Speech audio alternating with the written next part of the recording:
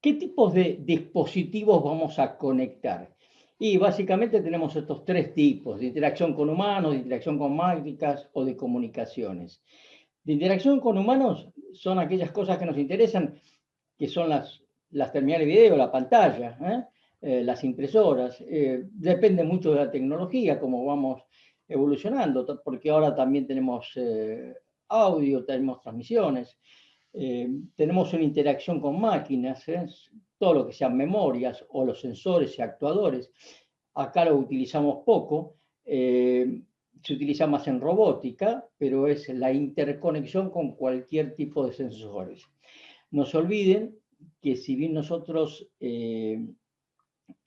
hicimos hincapié básicamente en computadoras con el modelo von Neumann, tenemos otro conjunto de procesadores que son los tipos Harvard, que están muy asociados con los microcontroladores, que son los que van a permitir interconectar sensores y actuadores. Habitualmente son menos potentes, pero me van a permitir interconectar, me van a permitir transmitir información. Y no voy a tener ningún tipo de problema en conectar un microcontrolador que sea Harvard con una computadora que sea von Neumann, mientras los sistemas operativos y la comunicación, las conexiones de comunicación sean las que los sistemas admitan. Digamos que eso lo van a ver dentro de unos años, pero hay algunos protocolos de comunicaciones, este que estamos utilizando ahora de Internet, que me van a permitir que las dos máquinas, si corren las mismas aplicaciones, puedan trasladarse información sin problema. Y después vamos a tener dispositivos externos de comunicaciones que van a permitir que la computadora intercambie datos con el exterior. A esto me refería. Ya hoy es muy común que la computadora tenga enlaces tipo Wi-Fi, así como recuerden que un teléfono celular es una computadora y es una computadora muy potente y tiene algunos medios de comunicación. Básicamente en un celular vamos a encontrar que la forma normal de comunicación va a ser del tipo Wi-Fi. En una computadora vamos a encontrar que tenemos algún otro tipo de bus, como tenemos el bus USB o tenemos las conexiones de red RJ45, que me van a Rosendo, permitir. Sí, discúlpame, ¿puedo sí, admitir a un amigo? sí. A ver, acá no tengo nadie. Ok, listo. Ahí están. Gracias. Ahí están admitidos. Eh, entonces, todos estos tipos de sistemas, de dispositivos externos, van a tener que unirse al sistema de control y al sistema de memorias a través de los bases, pero con algunas particularidades. Entonces, yo voy a tener, como dijimos,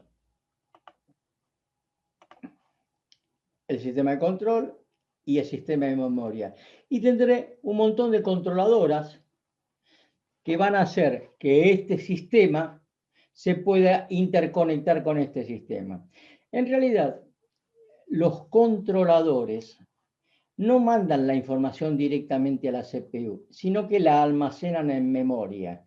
En la memoria existen bloques específicos para cada uno de estos controladores. Y si la CPU quiere saber qué está pasando con el controlador de teclado o qué es lo que escribe el teclado, lo va a ir a buscar la información a la memoria, no va a ir a buscar la información al controlador de teclado. El controlador de teclado va a tomar la información que venga del teclado y la va a transferir a algún lugar específico de memoria. Y la CPU irá a trabajar directamente con la memoria. ¿Por qué? Por la velocidad. La CPU es infinitamente más rápida que el control de teclado cuando nosotros estamos digitando algo en el teclado, o por ejemplo, la lectura de discos. Toda la información que generen estos se va a volcar en alguna locación específica de memoria. Y la CPU irá a través de los bases a buscar la información a la memoria. Para todos los fines prácticos, es como si yo estuviera conectado directamente con los periféricos, pero en forma muchísimo más rápida, porque me voy a evitar las demoras. Entonces, los controladores como vemos, tienen tres tipos de información que entregan. Y los tres tipos están evidentemente asociados con los bases sobre los cuales vuelcan la información. Voy a tener comandos, voy a tener, en este caso particular, el dispositivo estado, y voy a tener un conjunto de datos. En los comandos irán las direcciones. En el estado estará si es o no accesible el sistema. Muchos de estos sistemas trabajan de una forma que denominamos cliente-servidor. ¿Qué significa eso? Significa lo siguiente. Cuando yo tengo dispositivos, por ejemplo, la CPU, y por acá voy a tener la memoria, y por acá tengo el sistema de entrada-salida, y esto está conectado a, por ejemplo, un disco rígido,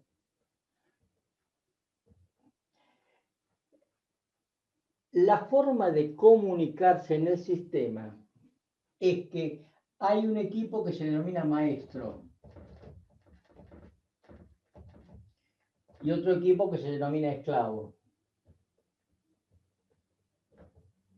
¿Qué significa? Que es el maestro siempre el que le pide los datos al esclavo. El esclavo no puede mandarle los datos al maestro sin que el maestro previamente no se los haya pedido. En este sistema, el maestro le va a pedir los datos al esclavo, el esclavo va a empezar a trabajar y el maestro va a seguir trabajando por su cuenta. El esclavo entonces, cuando termine de armar los datos y habérselos mandado a la memoria, va a generar una llamada especial que le va a decir al maestro: tus datos están disponibles. Y en ese momento el maestro va a ir a la memoria y va a leer los datos. Pero a este tipo de formas de transmisión se las denomina maestro-esclavo porque tienen diferentes niveles de prioridad. El maestro siempre tiene prioridad sobre el esclavo y es el que solicita la información. Entonces, en todos estos sistemas, yo voy a tener una cierta cantidad de comandos. Ahora bien, para que el maestro le pida los datos al esclavo, tengo que saber si el esclavo está disponible para recibir o enviar datos. Si yo tengo la impresora apagada, me va a dar en la CPU una nota, un aviso de que el sistema está fuera de servicio. Entonces, esas son básicamente las señales de estado que conseguimos. ¿Cuáles son las funciones? Y las funciones son todas estas. Control y temporización son diferentes, es decir, las temporizaciones, recuerden que son muy diferentes, de alguna forma tengo que manejarlas y tengo que controlar el sistema.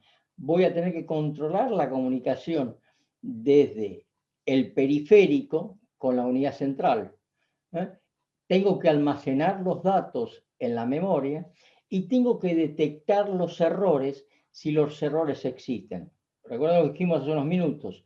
Cuando yo transfiero un bloque de datos, habitualmente junto con ese bloque de datos voy a transferir un algoritmo que habitualmente se llama código de redundancia cíclica o de ese tipo, que me van a permitir detectar si hay errores o no hay errores. No me van a decir dónde está el error, solamente me van a decir si hay errores o no hay errores en la transmisión de la trama. Si hay errores, habitualmente la CPU va a eliminar ese bloque de información y va a pedir una nueva transmisión. Y la va a pedir tantas veces sea necesario hasta que ese código, ese CRC, código de redundancia cíclica, pase correctamente. Si pasa correctamente significa que la información existe y se acabó la historia. Entonces voy a tener en la estructura de software, voy a tener las aplicaciones, el software que es independiente del dispositivo, es el software de, por ejemplo, hago un Word, la escribo, me preparo para transmitirla y una vez que quiero imprimirla, tendré un manejador de dispositivo y lo que se denomina un manejador de interrupciones. Las interrupciones Estas, que las vamos a ver un ratito, son los avisos de que las cosas fueron hechas. Yo soy la CPU, le digo, imprimime esto. Se lo digo a la impresora. Cuando la impresora recibe la orden, ejecuta varias acciones. Primero, a ver si la impresora está prendida o apagada. Si la impresora está prendida, almacena en una memoria interna de la impresora lo que va a imprimir, y una vez que está impreso, le va a generar una interrupción al sistema operativo que le diga ya imprimí o la tarea fue realizada. Todo eso es lo que recibe el control de dispositivo. Esto lo tenemos en la CPU y esto lo tenemos en el sistema que controla a la impresora. Entonces, acá tenemos los buffers, los bases de los cuales habíamos hablado. Este me dará las direcciones, esto me dará los datos, y esto me darán las señales de control, y esto me dirá otra señal de control si leo o escribo. Tendré la CPU y la memoria conectado al bus que está conectado a este sistema, y la interfaz lógica le dirá el estado, datos, estado y control. Y voy a tener siempre un buffer asociado con este sistema, porque recuerden que las velocidades son tan dispares que voy a necesitar una memoria que sea una memoria auxiliar, que va a saber qué imprimo o le va a recibir la información de que ya imprimí. En el caso de esta vieja imagen que vimos cuando vimos control microprogramado, es la decodificación la que nos mande la orden al index register que está en el sistema. Recuerden siempre que desde el punto de vista de la CPU, el periférico es una posición de memoria. La CPU no va al periférico a bajar la información, sino que va a la memoria a buscar la información que el periférico almacenó ahí. Profe, Sí. perdón que lo corte, no, es que a un amigo se le salió y se le salió de la clase y... Sí, porque Perdón, sí, no, está claro, avísenme porque yo acá no lo veo. Claro, sí, por eso. Gracias. Stop share. Acá está. Tomás, lo admitimos de vuelta. Sí, por favor, avísenme porque yo en esta pantalla no veo si alguien está queriendo entrar o algo por el estilo. Lamentable, pero hasta acá da el programa. ¿Sí? También me cuesta a veces encontrarlas. Pese a que tengo abiertas los PowerPoint en mi máquina, me cuesta encontrarlos. Es bastante rígido. Entonces, recuerden que es muy importante. Yo cuando me pongo en conexión con un periférico, en realidad la CPU no le preocupa demasiado. Para la CPU, el periférico es un lugar donde ir a buscar los datos. ¿Cómo es la transferencia de datos entre la memoria y el periférico? Es un problema de ellos. Para la CPU, el periférico es una alocación de memoria. Recibe datos a la computadora y envía datos a los periféricos. La entrada recibe datos a los periféricos y envía datos a la computadora.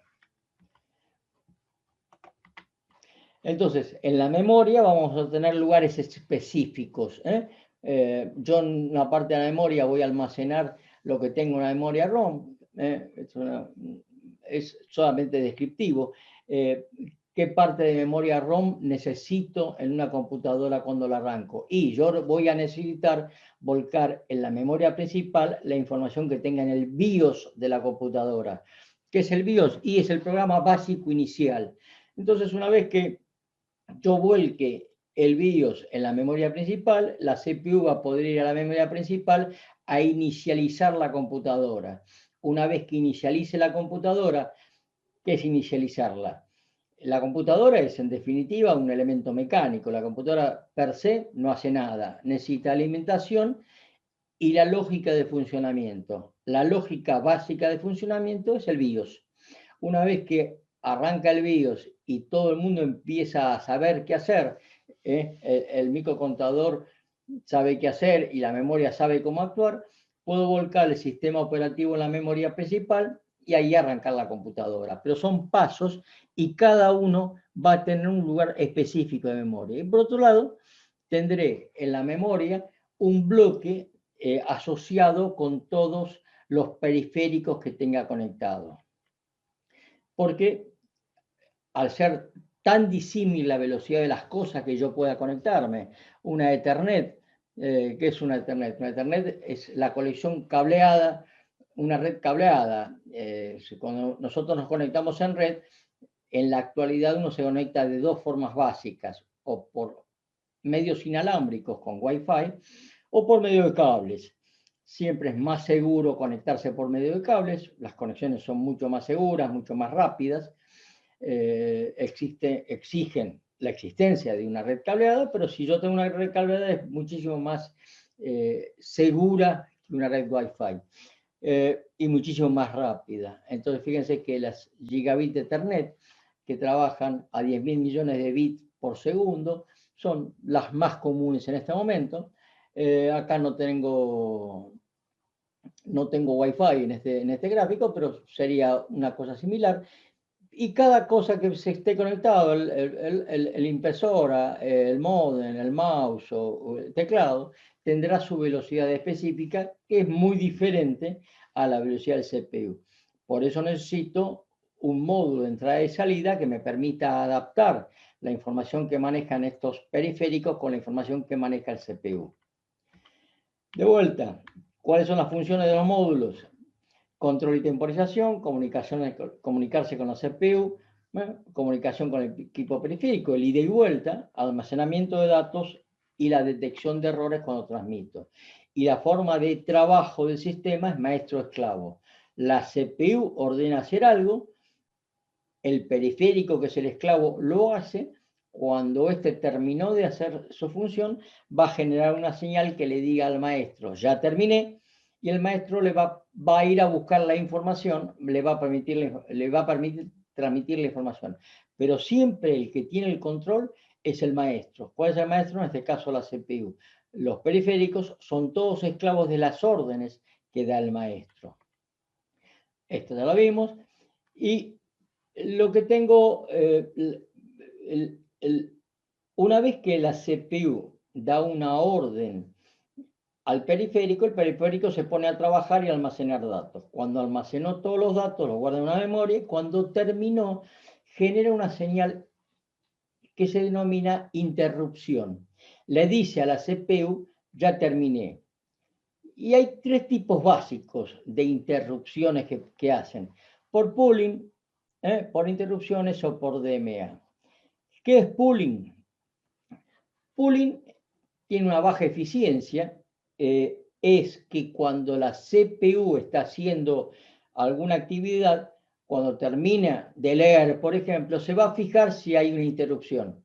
Y si no hay una interrupción, sigue con su trabajo. Es decir, pooling es abrir permanentemente una ventana de lectura cada vez que está ejecutando una acción. Termino de leer, me fijo si termino el disco. Si no terminó, sigo leyendo. Cuando termino de leer, me fijo de vuelta. Si no termino de hacer lo que yo quiero hacer, sigo con otra actividad. Gasto mucho tiempo. Es más simple hacerlo por interrupciones. ¿Qué significa? La CPU se pone a trabajar, lee, escribe o hace lo que quiera. Y el periférico, por su lado, hace su trabajo. Cuando termina de hacer su trabajo, pone una interrupción, pone una flag, que es poner una flag, una bandera, pone una indicación de que ya terminó, y en ese momento, solo en ese momento, la CPU va a buscar la información. Y hay una tercera forma que llama DMA, acceso directo a memoria, donde la CPU no tiene contacto con el periférico, sino que el periférico, una vez que termina de almacenar la información, manda directamente la información a la memoria, es decir, sin pasar por la CPU. Los dos primeros, el de pooling y el de interrupciones, son órdenes que genera el sistema de control. El acceso directo a memoria, el sistema de control no tiene nada que ver, sino que negocian directamente la memoria con el periférico. El periférico almacena en memoria y la CPU, cuando necesita la información, va a la memoria a buscarlo. Entonces, son las tres formas que tenemos para que el periférico le avise al sistema de control que hay información. Por pooling, abriendo ventanas permanentes; por interrupciones, cuando el sistema terminó la acción, pone una flag, una bandera, y el sistema de control sabe que está ahí; o por DMA, donde yo voy a transferir la información directamente desde el periférico a la memoria, sin tener necesidad de avisarle al sistema de control. Este es el más simple, este es el más caro. Hoy habitualmente se utiliza DMA. Entonces, ¿qué es pooling? La acción de hacer pooling es el siguiente: leo el registro de estado del controlador, el controlador envía el estado, se fija si está preparado o no está preparado, y si no, va haciendo este caminito muchas veces, hasta que el estado es aceptado, y se ejecuta la acción. ¿Cuáles son los problemas? La pérdida de tiempo y la lentitud en el proceso, porque yo puedo a veces tardar mucho en atender una llamada, de acuerdo a lo que esté el procesador, en qué esté trabajando el procesador. Entonces, lo normal, más que el pooling, es que existan interrupciones, y es de naturaleza sincrónica. Por ejemplo, accionar una tecla o transferir datos a un disco. Cuando yo estoy escribiendo en el teclado, es evidente que mientras yo aprieto una tecla, el sistema de control ya hizo varios millones de operaciones. Entonces, cuando yo presiono la tecla, en el momento de presionar la tecla, se genera una interrupción. Como los tiempos son tan disímiles, el apretar una tecla se mide en décimas de segundo, mientras que el accionar de la computadora se maneja en nanosegundos. Una décima de segundo es 10 a la menos 1 segundo. Un nanosegundo son 10 a la menos 9 segundos, un tiempo infinitamente más chico. Entonces, el solo hecho de apretar una tecla, seguro que la computadora ha hecho 10 o 15 mil millones de acciones, y lo va a poder detectar sin problema. Entonces, voy a tener interrupciones externas o asíncronas, es decir, que no están en sincronismo. ¿Cuál es lo que dijimos recién?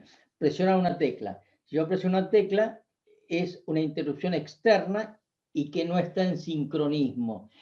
Dura tanto que en algún momento el sistema de control lo va a leer. Y después hay otras que son internas, que son interrupciones por software, se llaman traps, si el software es el que interrumpe el sistema, o anomalías en las instrucciones.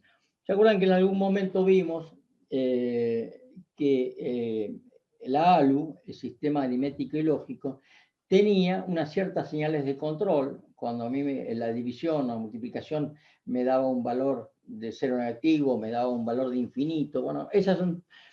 cuando tengo ese tipo de acciones, voy a tener una interrupción que le va a decir a la CPU: tenés un problema en la cuenta que estás haciendo. O si no, traps, que son interrupciones que son programadas. ¿Cuáles son? Estas mismas que vimos ahora, nada más que una las hace la ALU y las otras las hace el software del sistema. Instrucciones ilegales, divisiones por cero, desbordes o cualquier cosa que esté sucediendo y que sea una malfunción del programa que estamos ejecutando. Cuando tenemos una interrupción, tenemos que ejecutar la interrupción y tenemos que volver a donde dejamos el programa. Entonces la CPU va ejecutando el programa, tiene una interrupción, soluciona la interrupción y después continúa con el programa. Entonces, cada vez que tenga una interrupción, voy a tener lo que se denominan vectores de interrupción, que es lo último que hice del programa que estaba ejecutando. Entonces, cuando un sensor me dice pasó tal cosa, yo dejo de ejecutar el programa que estaba haciendo, pero almaceno en estos vectores de interrupción cuál era la sentencia que estaba ejecutando. Una vez que soluciono la interrupción, vuelvo al vector de interrupción y continúo el programa de ahí en más. No es mucho más complicado que eso. Y las interrupciones que tenemos son cuatro básicas, programadas, temporizadas, por entradas y salidas o un fallo de un hardware. Las programadas son cuando se producen como resultado de la ejecución de una instrucción. Como vemos acá, overflow, división por cero, interno no válidos. Yo hago un programa y digo, si sucede esto, avísame. Esa es una interrupción programada. Temporizadas generadas por un temporizador interno, lo que habíamos visto recién del pooling. Yo cada tanto tiempo voy a ver si hay una interrupción. Por entradas y salidas, son las interrupciones que vimos más normales, que son las que genera el controlador de entrada y salida para decir que finalizó su tarea. Y fallo de hardware, cuando se nos planta algo y ese algo hace que sucedan, que yo necesite tener conocimiento de que algo que está fallando. Básicamente, errores de paridad, es decir, significa que tengo un error en lo que estoy leyendo en la memoria. ¿Por qué? Porque se me plantó un banco de memoria, por ejemplo. En ese caso habrá una interrupción de todo el sistema y será una interrupción de hardware. Entonces esto es más o menos una imagen muy tonta, pero yo estoy haciendo una acción. Cuando tengo una interrupción voy y ejecuto, sigo haciendo, ejecuto otro, y voy a tener un gestor de interrupción que va a decir, una vez que terminé de hacer el programa, vuelvo a donde estaba esto continuando. Nada más que esto. ¿Y qué es el DMA? Es el tercero que habíamos hablado. El DMA es básicamente asociar el periférico con la memoria sin pasar por el sistema de control. Es un módulo adicional y básicamente será esto. Yo tengo un controlador de DMA que me va a unir a través de los bases de direcciones y de datos, el controlador de entrada y salida con la memoria. Entonces la CPU trabaja sin ningún tipo de problema y este es el que controla la transferencia de datos entre estos. Si no está el DMA, el que va a controlar la transferencia de entrada de datos entre el controlador de periféricos y la memoria es la CPU. En este caso, si yo tengo un controlador de DMA, lo que voy a hacer es aliviarle trabajo a la CPU para que la CPU trabaje más rápido. Siempre la CPU va a ir a buscar los datos a la memoria. ¿Qué datos? Los datos que éste previamente le almacenó. Y acá tenemos los tres diagramas de flujo, como sería programada mediante interrupciones o acceso directo a memoria. En la programada voy a buscar permanentemente si está listo o no está listo, enviaré los datos. En la interrupción tendré que buscar la interrupción, la que para el sistema es la interrupción, y en el DMA yo no interrumpo nada, sino que directamente tendré una transferencia de datos desde la entrada y salida directamente a la memoria. Preguntas de esto es muy simple, o el sistema es más o menos simple. ¿Cuál es el problema que vamos a tener con estos? Acuérdense que tendremos diferentes bases de diferentes tipos con diferentes velocidades, que los adaptadores de esos bases van a ser esos bridges que habíamos hablado, bridge norte, bridge sur, puente norte, puente sur, que me van a adaptar los bases de muy alta velocidad, los que se asocian con la memoria, con los bases de mucha menor velocidad, que es la que están conectados a los periféricos. Pregunta de esto. ¿Qué periféricos tenemos?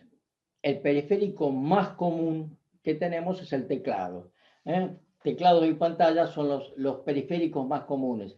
Tenemos muchos tipos de teclados. Hay un montón y fueron diseñados un montón. El teclado que utilizamos universalmente es el teclado que se llama QWERTY. Y se llama QWERTY precisamente, a ver si porque las primeras teclas del teclado es Q, W, R, T, Y. Entonces, a este teclado se llama QWERTY, pero hay otros teclados que son específicos, que sirven para cosas específicas y que tienen las teclas puestas en lugares diferentes. Este teclado QWERTY es el mismo teclado que existía, o que existe en realidad, en las máquinas de escribir, y está asociado con el idioma inglés más que con el idioma castellano, porque tiene puestas en los lugares más fáciles para teclear aquellas teclas que son más utilizadas en el idioma inglés. Por razones de difusión universal, utilizamos el teclado QWERTY, pero no porque esté diseñado para el idioma castellano, sino porque es el primero que tuvo difusión cuando diseñaron y construyeron las primeras máquinas de escribir mecánicas.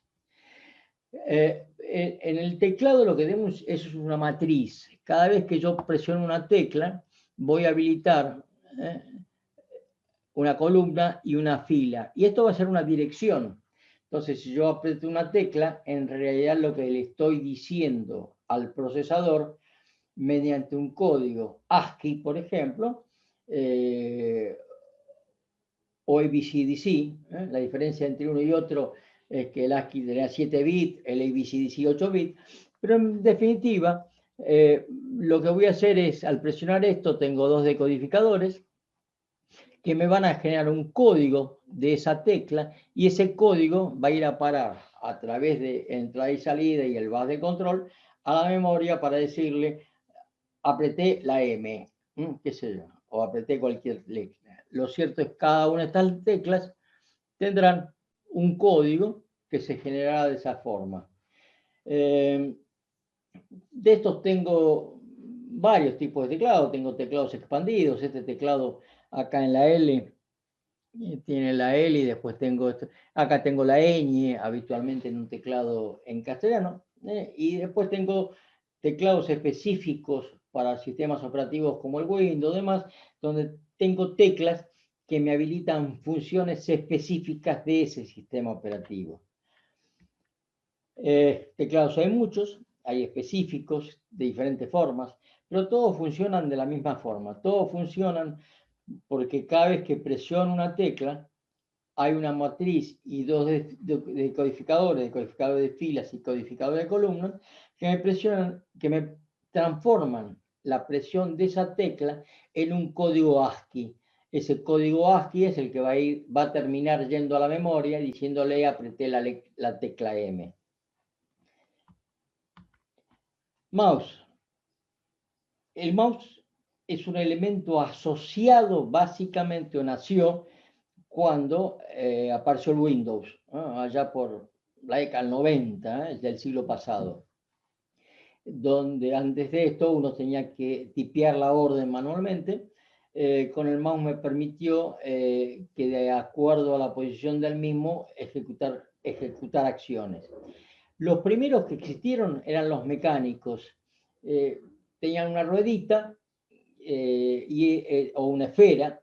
Esa esfera, cuando se movía dos rueditas que me daban la posición. De acuerdo a la cantidad de giros que tenían esas rueditas, le decían al sistema operativo dónde se encontraba físicamente.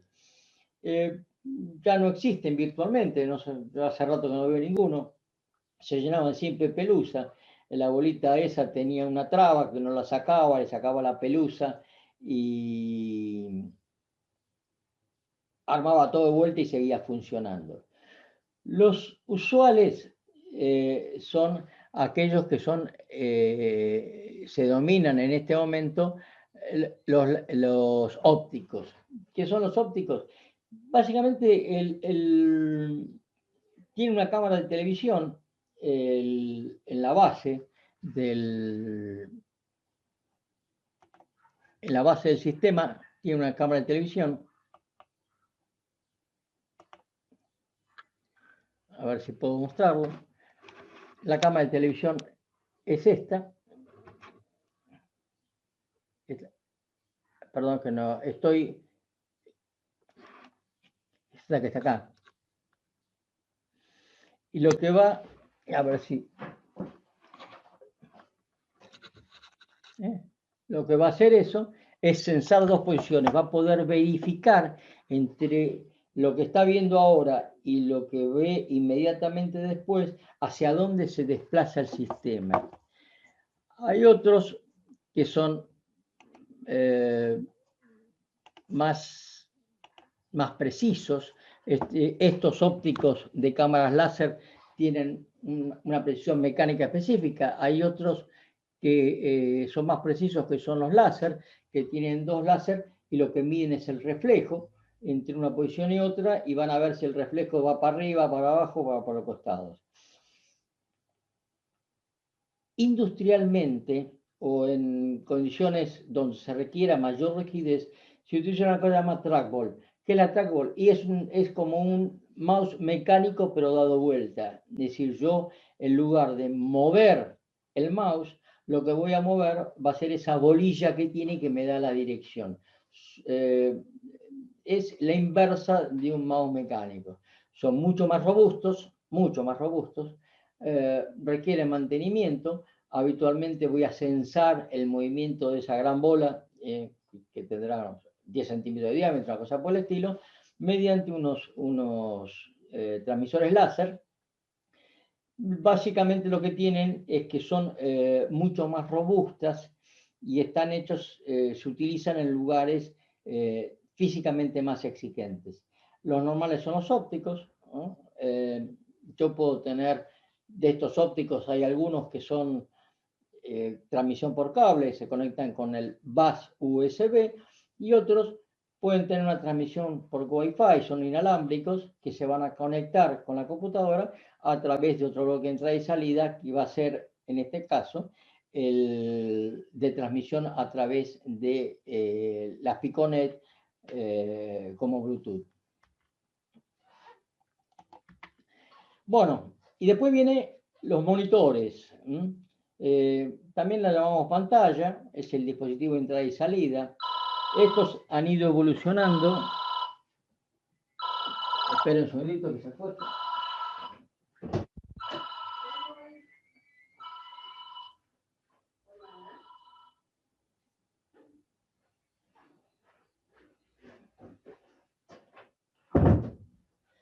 Discúlpenme, me olvidé de sacar el teléfono y empezar la charla.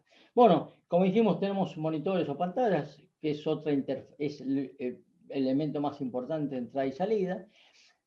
Varios tipos diferentes. Los primeros los llamábamos tubos de rayos catódicos, que son esos viejos televisores que todavía existen. No son malas, son buenas pantallas, son muy voluminosas y tienen el problema que son sumamente contaminantes, porque los tubos de rayos catódicos tienen una capa de fósforo, que es el que va a generar los colores, pegadas al tubo, con lo cual no es fácil desprenderse de los mismos.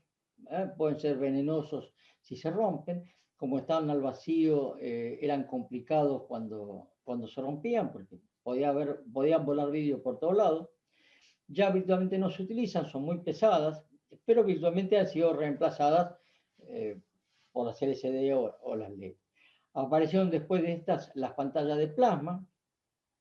La evolución de las pantallas de plasma fueron las de cristal líquido o LCD, y las que están actualmente en el mercado, o las que han ganado la tendencia totalmente, son las de LED, sus diferentes tipos, LED, AMOLED, Super AMOLED.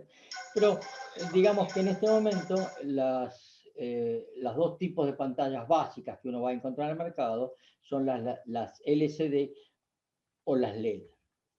¿Qué tengo que ver en una pantalla? El píxel, el dot pitch y el área útil. El píxel es la precisión que yo tengo en una pantalla. ¿Cuál es lo mínimo que yo puedo representar?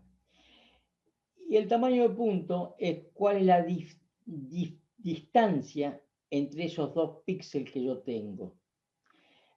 Una cosa es como yo genero la imagen mediante píxeles, y el tamaño de punto va a ser los elementos que me van a generar al píxel. Y el área útil, que es como mide una pantalla. Acuérdense que una pantalla no se mide en forma lineal, sino que se mide en diagonal.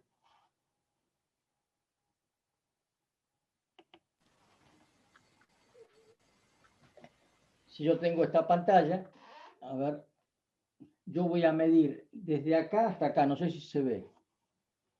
Yo no lo puedo ver bien. Yo voy a medir desde este punto, a ver. Ahí está. Yo voy a medir una pantalla desde este punto a este punto de acá. Es decir, la pantalla se mide en diagonal. Cuando a mí me dicen es una pantalla de 12 pulgadas, significa que las 12 pulgadas están entre los extremos de la pantalla, no a lo largo ni a lo alto. Eso lo voy a definir de otra forma. Una pantalla, el tamaño de una pantalla, se mide en forma diagonal.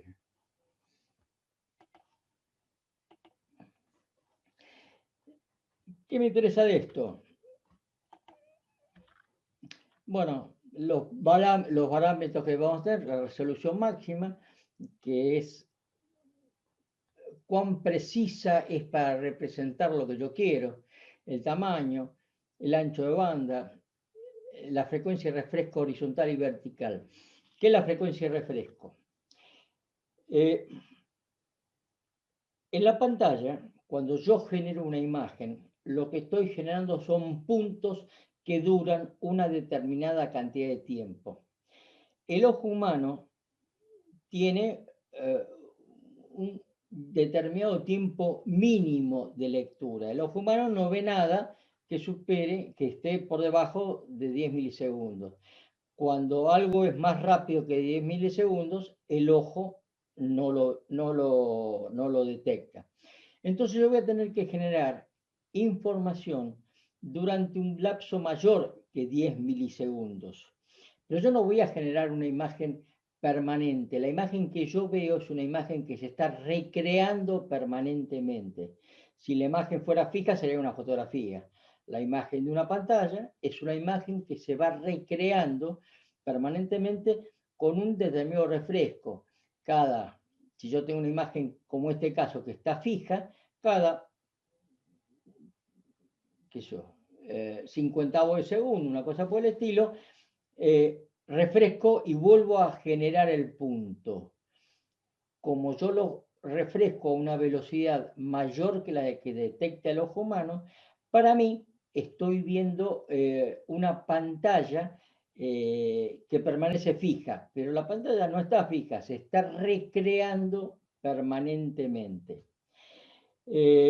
Hay varias formas de hacer esto de acuerdo a la tecnología de transmisión de la información.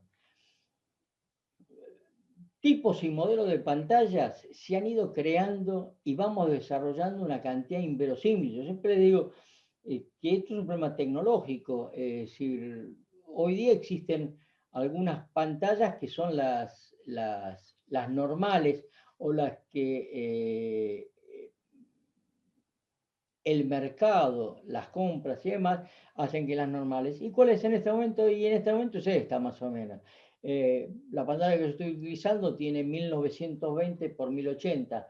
¿Qué significa? Que tiene 1920 puntos horizontales y 1080 puntos verticales, o puede generar esos puntos. Esa cantidad de información es la que me presenta a mí esta pantalla. Pero empezamos con las viejas CGA 320 por 200, o por ejemplo las VGA, que son 640 puntos por 480 puntos, que son muy comunes en los teléfonos, la 1280 por 720. Fíjense que me da diferentes formas físicas de las pantallas. Algunas son más horizontales, otras son más verticales. La imagen es la misma, pero se diferencia en más chicas. Entonces voy a tener que de acuerdo, a ver, por acá está, de acuerdo a la resolución de mi pantalla, lo que yo presente se va a hacer cada vez más chico. Si yo tengo una pantalla de 1080 por 1920 y le pongo o genero una señal más de 720, lo que me va a parecer es que la imagen no me cubre la pantalla, sino que me cubre un pedazo nada más de esta pantalla, un pedazo chico de esta pantalla. Las resoluciones actuales, y estos son muchas veces, tenemos que tener en cuenta que son hechos comerciales. No sé si hay un nombre, yo no lo encontré, de estas pantallas actuales, que es esta, que tiene 1920 puntos en horizontal y 1080 puntos en vertical.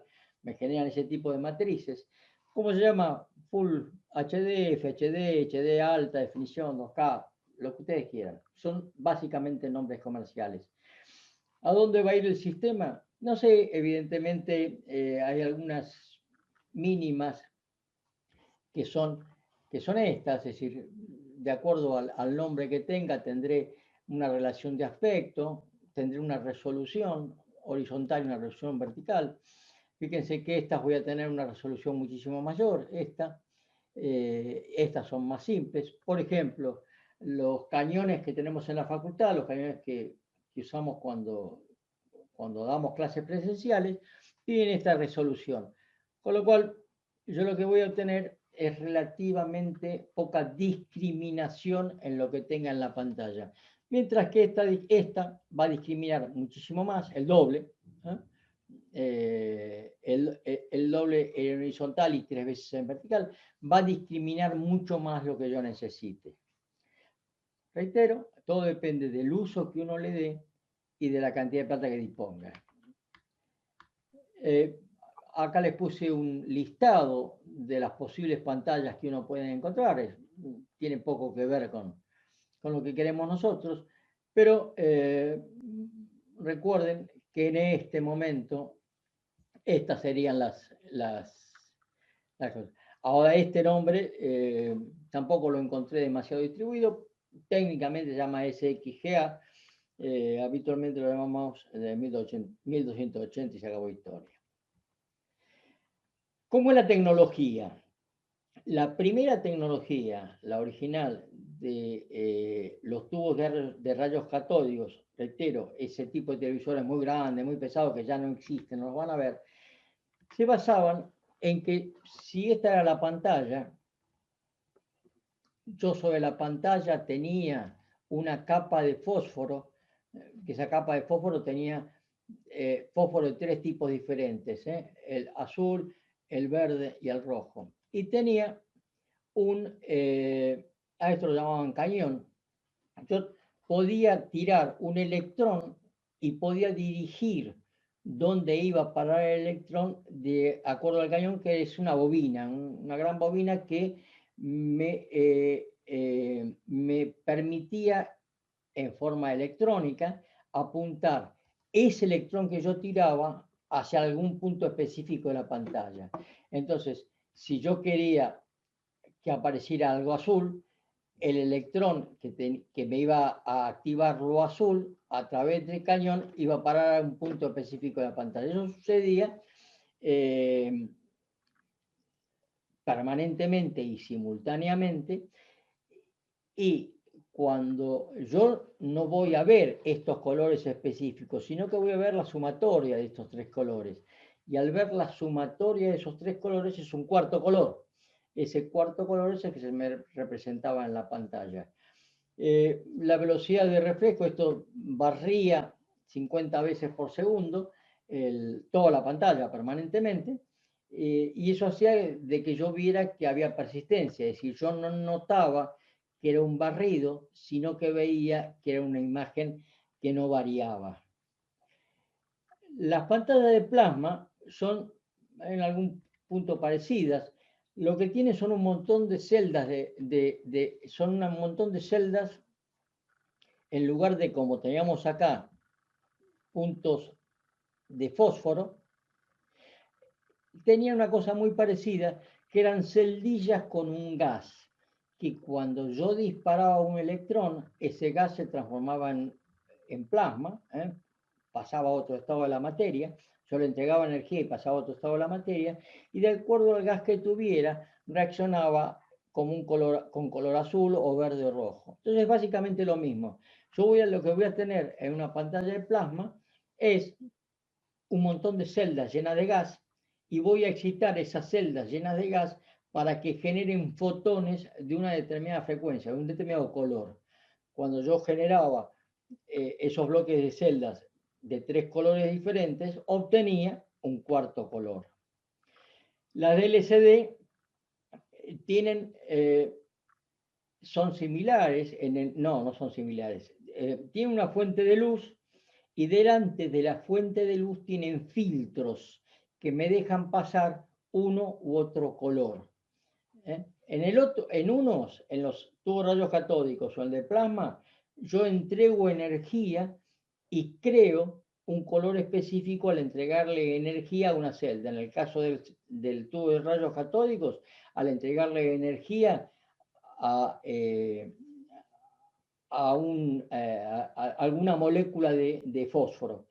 En el caso de plasma, al entregarle energía a un recinto, una burbuja, que estaba llena de un gas específico que al entregarle energía reaccionaba con un color. Es decir, pero esas son dos formas que reaccionan ante una descarga de energía. La de LCD no. Yo voy a tener algo que me genere luz. Y en el medio voy a tener un montón de filtros que me van a dejar pasar colores. ¿Qué es la luz blanca? Cuando yo tengo una luz blanca, lo que tengo es la sumatoria de todos los colores. Entonces, así como el negro es la ausencia de color, el blanco es la sumatoria. Si ustedes a una lámpara blanca le ponen un filtro de color, la luz que se ve es la del filtro que le pusieron. Yo agarro una lamparita blanca, la envuelvo en papel rojo y lo que voy a ver es una luz roja, no voy a ver la luz blanca. Bueno, el LCD funciona de la misma forma. Tengo un generador de luz y en el medio filtros que me dejan pasar del color blanco el color que es asociado con ese filtro. Esto sucediendo también a 50 ciclos por segundo permanentemente. No es electromecánico, es totalmente electrónico, hace que yo lo que vea es una imagen fija. Las diferencias entre los de plasma y los LCD, vamos a ver que si bien me parece que el de plasma tiene mayor calidad de imagen que el LCD, el problema fundamental es la duración, es decir, los monitores de plasma duran menos que los monitores LCD, por eso los han ido desplazando y los que encontramos en este momento son LCD o láser. ¿Qué es un láser? ¿Qué es una pantalla láser? ¿Qué es un láser? Láser es Light Emitting Diode, es un diodo de emisión lumínica, es un semiconductor que cuando yo le entrego energía me genera luz de un color determinado. Por eso tengo LED rojo, LED verde, LED blanco, LED multicolores, LED que llaman RGB, que son 3 LED en uno, que de acuerdo a la señal de control que le dé me van a hacer un cuarto color. Como dijimos, yo tengo 3 colores, el rojo, el verde y el azul, que cuando los prendo con diferente potencia me van a generar un cuarto color. En el caso de los LED, en lugar de, como vimos todos los otros, que se generan los colores, en el caso de los LED, lo que voy a hacer es prenderlo con un determinado color. Tendré una matriz e iré prendiendo simultáneamente todos los LED de la pantalla con la frecuencia que me permita ver una imagen fija. De acuerdo a la unidad funcional de esto se llama pitch, que es el pitch, y el pitch es el tamaño del LED que estoy utilizando. Acá está uno muy grande, 26 milímetros, que son pitch para esas grandes pantallas externas. Las grandes pantallas son de este tipo, pantallas que me permiten generar una imagen en exteriores. De acuerdo al tamaño del pitch, va a ser el tamaño, la distancia a la cual yo voy a poder ver bien la pantalla, porque si me acerco y si estoy utilizando una pantalla que es para grandes distancias y me acerco, voy a poder ver que los LED no están unos al lado del otro, sino que están separados por una distancia. A medida que yo me vaya alejando de la pantalla, ya no voy a distinguir esa separación y solamente voy a ver la imagen. Pero aquellas tienen, acá tienen diferentes tipos de pantallas, con diferentes tipos de pitch, y me va a decir, en este caso, cuál es la distancia óptima, este mayor de 3 metros, este mayor de 4 metros. De acuerdo a las distancias, la distancia de visualización, yo voy a tener un tamaño de pitch recomendado, un tamaño de LED recomendado. A mayor cercanía, más chico tiene que ser el LED. A mayor distancia, más grande tiene que ser el LED. Y para todos nuestros fines, esta gran pantalla es lo mismo que el monitor que tenemos en casa. La única diferencia será un problema de potencia. Probablemente para manejar tanto LED necesite un poco más de potencia que para manejar la pantalla de la PC, pero el sistema de funcionamiento es el mismo. Prendo, cada pitch tiene 3 LED diferentes, rojo, ámbar y azul, y de acuerdo a la potencia que le dé a cada uno de estos 3 LED va a ser el color resultante. Esta es también es igual que antes, de acuerdo al tamaño, a la distancia al público va a ser el tamaño, y va a ser el tamaño de pitch recomendable, desde 12 milímetros hasta 28 milímetros. ¿Cuánto mide el pitch de las pantallas de LED de una computadora? En el orden de 0,2 milímetros, de 0,2 a 0,3 milímetros. Estos son para pantallas externas. Para pantallas o para televisores LED, van a depender, va a ser de eso, de 0,23 a 0,28 de milímetros. Y eso nos va a dar la distancia óptima frente a la pantalla. Fíjense que acá les puse, con pitch de 2 milímetros, lo ideal es ver por lo menos de medio metro de distancia, y de acuerdo al tamaño del pitch, voy a necesitar alejarme cada vez más.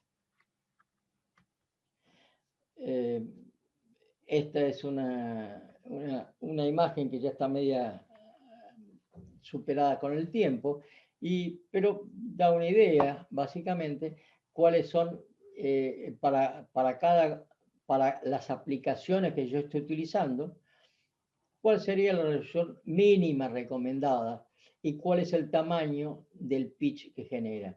Fíjense que CAD son las siglas de Computer Assistant Design, diseño asistido por computadora. Cuando ustedes están haciendo un plano, una cosa por el estilo, van a requerir tener mucha más precisión en las líneas, y ahí van a tener que utilizar pantallas con pitch cada vez más chicos.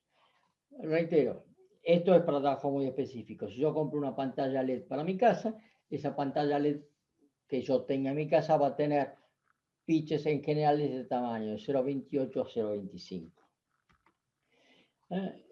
Acá tenemos el viejo tubo de rayos catódicos, los sistemas de plasma, los sistemas LCD y los sistemas LED. ¿Cuál es el problema? Como les decía, básicamente la duración. Un tubo de rayos catódicos se agota en el orden de 20.000 horas. ¿Qué significa que se agota? Y el fósforo deja de reaccionar. Fueron tantas veces impactados por electrones que deja de tener funcionamiento. Un plasma dura 60.000 horas, que es lo mismo que dura un LCD, y un LED arriba de las 100.000 horas, una cantidad de tiempo inverosímil. Estos son más baratos, el LED es más caro que las LCD. Se van imponiendo las LED por duración y porque la tecnología ha hecho que cada vez estén más baratas. Entonces, si bien ahora vamos a encontrar pantallas LCD y LED, en un futuro inmediato van a ser básicamente LED, porque cuando esto va a terminar abaratándose más. Acá les puse un grafiquito, las diferencias básicas entre LCD, LED y plasma. Pero reitero, las de plasma son muy buenas, tienen muy buena definición, tienen negros puros que no tienen los LCD. La diferencia básica es en la vida de duración y generan calor y consumen mucha más potencia. Las pantallas de LED consumen mucha menos potencia que tanto como la de plasma como la de LCD. Por lo cual, en un mundo más amigable, a la corta o a la larga, vamos a terminar utilizando pantallas de LED. Acá les puse también algo que muy simple, que me dice por valores como contraste, brillo, color, detalles, pesos y demás, son mucho más livianas las pantallas de LED que las pantallas de plasma. La de LCD está en el medio. La de LED gasta menos energía, tiene más vida útil. La de mayor ángulo de visión es el plasma. A estas dos, no siempre uno, si se mete de costado, ve bien. ¿Por qué? Y porque por la forma de generar la imagen, uno tiene que estar frente al sistema. Colores son mejores los de LED que el de plasma. Reitero, en el de plasma se encuentran negros puros, mientras que en el LCD uno ve grises oscuros. ¿Por qué? Y por la forma de generar la imagen.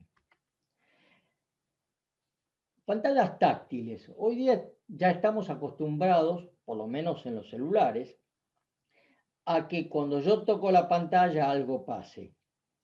Este es un recubrimiento de la pantalla. Yo voy a tener la pantalla que va a ser de mi celular, que va a ser de LCD o que será de LED. Y arriba de eso voy a tener un recubrimiento que va a ser resistivo o capacitivo. En este momento va a ser básicamente capacitivo. Las resistivas eran son las primeras, son las más duras, son esas que uno tiene que pegarle un martillazo para que el teléfono se entere de que lo están tocando. Y básicamente es que tengo un montón de puntos. Cuando yo tengo, yo tengo el sustrato este de acá, y cuando presiono acá, voy a generar una resistencia por este punto. Es decir, voy a generar una resistencia. Si presiono acá, la resistencia que genero es esta.